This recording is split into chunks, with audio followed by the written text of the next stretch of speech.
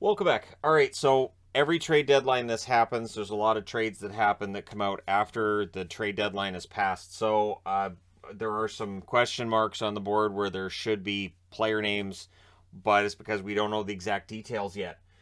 So I've filled in as many as I can. I will likely do another video later on where I do the news of the day. I'll talk about waiver claims, all that wonderful stuff, and how things have been changed out. But for this, I'm just talking about trades and two signings that took place that I think are interesting to talk about because New York Islanders were quiet today. So I'll start there.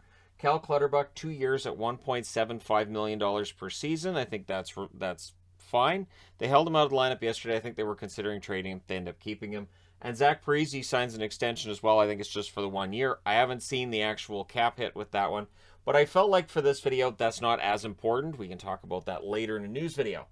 So today, the New York Rangers, who I'm wearing Rangers gear because I think they did well today. I think they did well at the deadline in general. I think that, and I don't like declaring winners and losers, but I don't think Toronto got anything done that they wanted to get done at the deadline other than the Giordano move. And I don't think they're happy. I think they wanted to have Sateri in the lineup, and he got claimed. And again, I'll talk about that in the news video as well. And just the implications for what this does for Toronto, it's not great. So Tyler Mott's now a member of the New York Rangers. Canuck fans not happy with the return, which is a 2023 fourth-round pick. But Patrick Allvin said in his press conference after, there really wasn't much interest in Mott. So your options are this. Either you hold on to Mott and you lose him as a UFA in the summer anyways, or you trade him for the most you can get back, and this is the case of the most they could get back for him. Mott's a good energy forward. I get it. I get why fans are really close with him and they really like him and they're big fans. But I also understand why another team would look at Tyler Mott and go, yeah, I remember feeling that way about Mott before he played in Vancouver.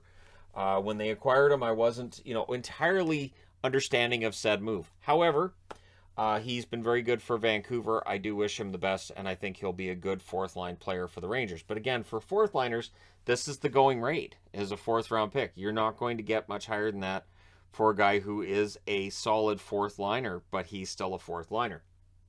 The Montreal Canadiens, who I think did well at the deadline as well. I think they did quite well, to be honest.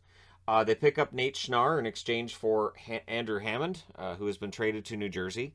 New Jersey Devils, a lot of goalies for them this year. So if Hammond starts for them, that's the seventh, I think. I think that'll be the seventh goalie they've employed in net this year.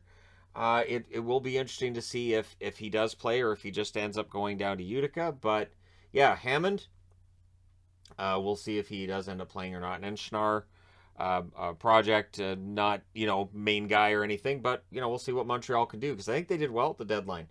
The Winnipeg Jets pick up Zach Sanford, right winger from the Ottawa Senators, in exchange for a 2022 fifth-round pick. So again, coming back to the Tyler Mott conversation, if Mott's worth a fourth and Sanford's worth a fifth, I think Vancouver does well enough. But Ottawa clearly not in a playoff position. Sanford gets traded out to Winnipeg. Depth forward there. Winnipeg didn't sell today. Not really. Like, they got rid of Kopp.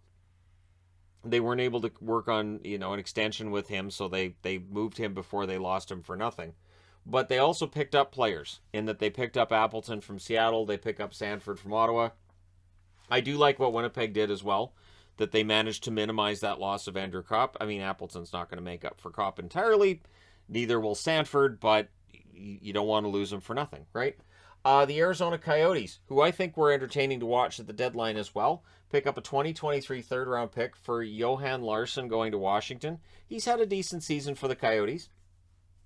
And he can play numerous positions. And with the Johansson deal from earlier, which I reported on in a video that's already up on the channel, I like what Washington did too. They pick up a couple of Swedish players, and Larson and Johansson, and we'll see how things go for them in playoffs.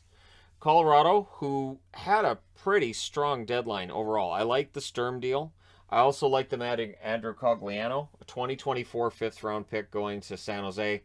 I wish Dallas had made that deal if that was available to them. I always liked Cogliano, and he was really good in Dallas. But yeah, he's a good depth forward for Colorado, and you know what you're getting with him. He's a heart and soul kind of guy. Then there's a trade that people have a lot of questions about. The St. Louis Blues picking up Nick Leddy and Luke Witkowski was forward, right winger, in exchange for Jake Wallman, Oscar Sundqvist, also a right winger, and a 2023 second round pick. Detroit does well here, but for St. Louis, they pick up a guy in Leddy who's got experience, who can play top 4 minutes, and it really does help their blue line. Jake Wallman, he has potential. He could be a really good player for Detroit. I like Sundqvist a lot, but you could see that with what Sundqvist brings, that, yeah, there were other players who could do that for St. Louis as well. And so, I think he'll do well enough in Detroit too. This is, again, one of those deals that Detroit makes where they end up looking pretty good. And that 2023 second round pick, that might be where I give the edge, kind of, sort of, to Detroit. But, again, when I see people saying fleeced and this is a terrible deal, we've all been through trade deadlines. I like to not make those statements because it can come back and bite you. Montreal, again, was busy. They traded out Arturi Lehkonen as expected. They get back Justin Barron from Colorado, pretty well thought of prospect, as well as a 2024 second round pick. That's fantastic. That is a really good deal. The GM of the Montreal Canadiens, who was an agent, apparently some of the general managers saying, "Oh, now the salary cap matters." So they remember who the agents were. But yeah, I like what they did there. Montreal, also Boston. I don't want to get to the next Montreal one. I have to go to the Boston one here. Josh Brown, defenseman, picked up from Ottawa with a 2022 7th round pick. The last time they got a defenseman from Ottawa was Mike Riley. He stuck around. We'll see if Brown does too. In exchange, they give up Zach Senyshyn, right winger, who was a former first round draft pick, as well as a 2022 5th. And of course, Senyshyn had requested a trade from Boston a while ago. So that gets done. DeBrusk didn't. DeBrusk signs the extension. I already reported on in a video. And now he doesn't get traded. They tried. They just didn't see a deal that they thought made sense for them. So for better, for worse, DeBrusk is a Bruin until the end of the season. Brett Kulak traded to the Edmonton Oilers as Montreal continues their little run here. They get back William Lagesson. Now, if that was a 1-for-1, I'd say, you know what, that's a decent deal. Lagesson's young, sure. But adding a 2022 second-round pick, I really like this trade for Montreal. I think this is a fantastic deal. So I think a brand new Montreal GM, I think he's done well for himself. Look at this, 2023 second, 2022 second-round pick. And that's not including the draft picks he's added for other players, too. So Justin Braun goes to the New York Rangers, again, wearing Rangers, in exchange for a 2023 third-round pick. I like the Braun addition, I should say, along with Mott. I think that's good. And then there's a pickup here, and there's a pickup over here as well that we will get to. Alex Biega picked up by Nashville, the defenseman, strictly, extra number 7, number 8 type guy. And future considerations going to Toronto. Again, Toronto wanted to do more. That's the only time Toronto shows up on this board, too. Again, they pick up Giordano yesterday, which they were very happy to do. And I think Giordano's going to help that blue line. The question being, so, goaltending? This is why I think I need to do a panic index tomorrow. I think a panic index tomorrow might be something to look at. Because I think there are some fan bases looking at the deadline who might say, we didn't do enough, we didn't do anything, that kind of thing. Or we made the wrong moves kind of thing too. Now, this trade I reported on already, but it's important to have this up here too. The Marc-Andre Fleury deal to Minnesota in exchange for a conditional second round pick, which can be upgraded to a first if they make the conference finals. And I think it's 4 victories are Fleury's, then they end up making it a first round pick. And apparently that was the conversation, was that Guerin wanted Fleury, but he didn't want to give up a first, and Davidson was insisting on a first, so this was the compromise they made. Also, to make room, because Minnesota didn't want to have 3 goaltenders, they trade Kaapo Kähkönen to the San Jose Sharks, who now have 3 goaltenders, along with a 2022 5th in exchange for defenseman Jacob Middleton. Middleton's been playing very well lately. He's had a pretty good year. San Jose's had not a great year, but Middleton's been good. There have been games lately where I've been watching and I've seen Middleton a lot around the net, and I've been thinking he's really getting his offense in gear, or are they dressing him at forward for this game? Because again, Middleton, and he can drop the gloves too. It gives Minnesota a different look. So in adding Delorier and now adding Middleton, they get a little bit tougher to play against. And I think that's important for Minnesota. And adding Fleury, I like what Minnesota did at the deadline. They should not be pushovers in the playoffs anymore. The Calgary Flames pick up Ryan Carpenter for a 2024 5th round pick. I got a kick out of Brad Treliving in the press conference after that. where they asked him, so losing Brad Richardson on waivers, did that affect it? And he essentially said no, and then he kind of said yes. As in, well, we wanted Carpenter anyways, but when we lost Richardson, yep. And he mentioned that Richardson's missed a lot of time, and it's true. Brad Richardson has been out a lot for Calgary, so he gets picked on waivers again. I'll talk about the waiver wire pickups in a news video a little bit later on. But Carpenter is a good pickup for Calgary, and it's a 2024 fifth-round pick for Chicago. So again, Chicago looking at the rebuild. We'll see how this works with their core. We'll see what Jonathan Toews has to say about it, Captain Serious and all that. But yeah, so that move gets made. Dallas picks up Vlad Nemesnikov, left winger from Detroit. I like this move. 2024 fourth round pick for Nemesnikov, and he's had some good games. He's had some a little bit off games too, but I like Nemesnikov overall. I think that's a good pickup for Dallas. A little bit of depth up front never hurts. Pittsburgh, they swoop in and they get Raquel, left winger from Anaheim. I'm a big fan of Raquel's. Now, there's a prospect that's going to get added to this trade. I've waited long enough. I've been waiting for the name of the prospect. Now, once this video goes live, we'll know the name of the prospect. Zach Aston Reese going to Anaheim. Dominic Simone going to Anaheim. And a 2022 second-round pick, as well as a prospect. Pat Verbeek, you did quite well in this. Pittsburgh, they get the best player in Raquel, but that's quite the haul for Anaheim. It'll be interesting to see which prospect it is that's going to Anaheim along with that haul. Now, Simone is a fourth liner. The 2022 second, I think, is a nice pickup. Zach Aston Reese, he might score a little more in Anaheim than he did in Pittsburgh. He might have a better opportunity. Maybe he's just a little bit snake bit in Pittsburgh this year. But I like the trade for both teams. I think that's one of those ones where you can argue both teams win in that one. Anthony Bitetto, defenseman, picked up by San Jose in exchange for right winger Nick Merkley. This means that the Merkley connection is broken up. It's a shame. They had both Nick and Ryan Merkley, who are not related to one another. So I just assumed they were collecting Merkleys and decided it wasn't funny anymore, and they traded one to the Rangers. We'll see if Nick gets into the lineup for New York. I'm pretty sure Nick's played some games for San Jose. I'm pretty sure Ryan has as well this year. I hear the name Merkley a lot. Sadly, there are games where I'm watching and I'm like, is that Nick or Ryan? I don't know. And then, again, so Nick has some upside there. Bitetto is a number 7 defenseman overall, and we'll see whether or not Nick Merkley gets into the lineup for the Rangers. It's possible it's just a minor deal.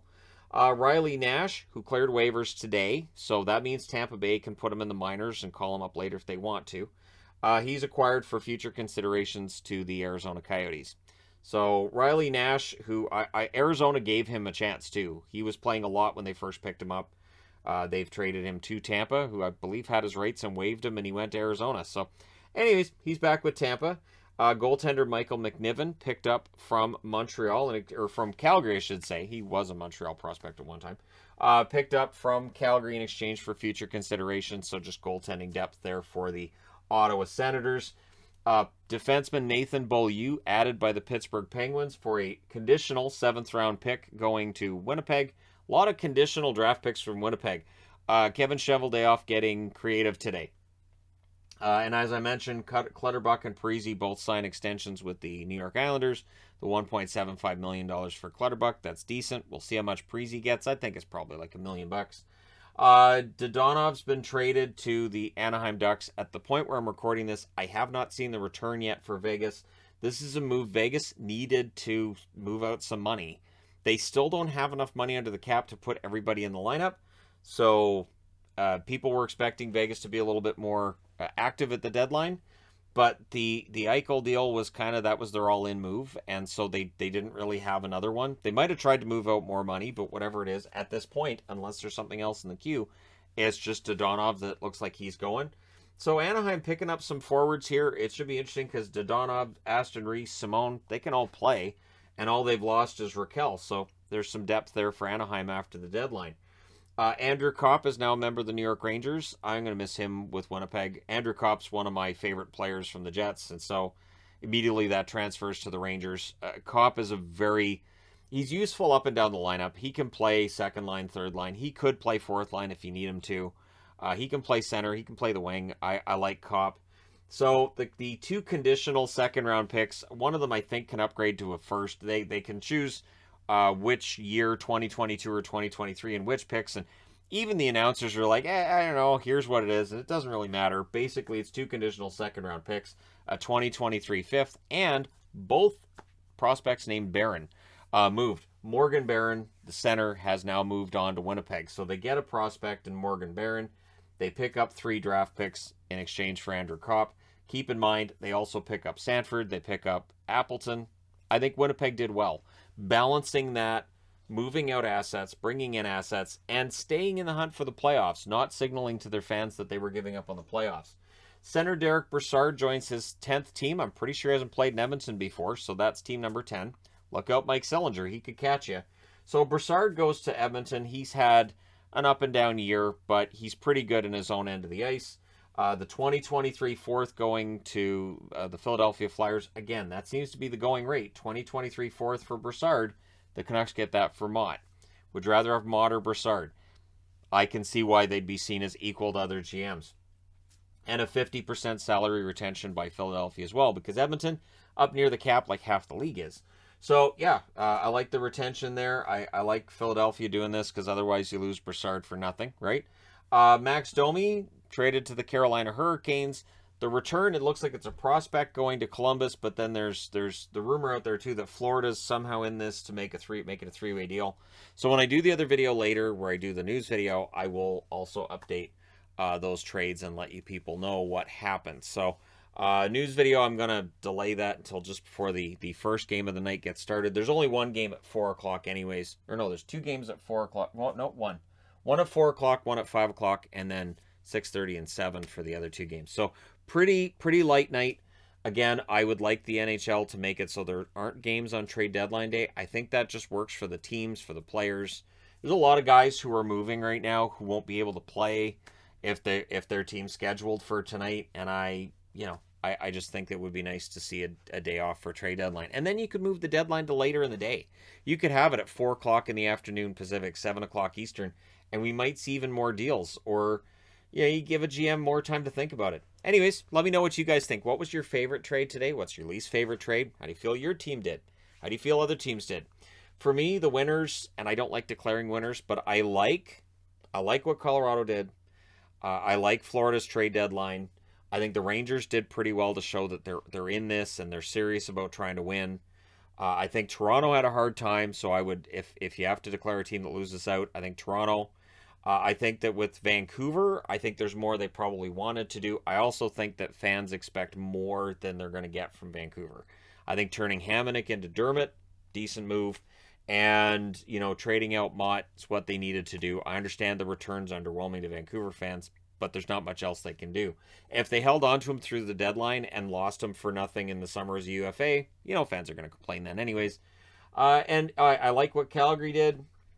Yeah, Edmonton, I think did decently. And Montreal, cleaning up, getting a lot of futures, a lot of draft picks. Honestly, very good job for a GM that's brand new to the job. Great move. And Marty St. Louis has been pretty good behind the bench. So Montreal has a really bright future. And overall, I think it was a good day. But let me know what you guys think about who won, who lost, all that. Because, again, it's fun to look at that. Even though, if you look back through the years, articles on who won or who lost on trade deadline day, sometimes it's a team that people will say, well, this team lost because they didn't add anybody, ends up being the Stanley Cup champions. So there's that. But anyways, thank you guys for all your support. It means a lot. It was a really nice live stream today. I really appreciated it. It was great. I enjoyed it. And so, yeah, we may end up having those more often. As I've stated, once after we've moved and I've got more of a tight schedule going on, it'll be easier to schedule more live streams. So that's going to happen. Thank you guys so much for all your support. It's always a big day on trade deadline day. Hit like and subscribe if you haven't done so already, because as we go through after trade deadline, then we start getting into the playoffs. And I get into in-depth previews for each playoff series as we get ready for the playoffs. And I'm anxious for that. That's about 6 weeks from now. So fingers crossed everything goes smoothly between now and then. Thank you guys for all your support. I will talk to you again soon.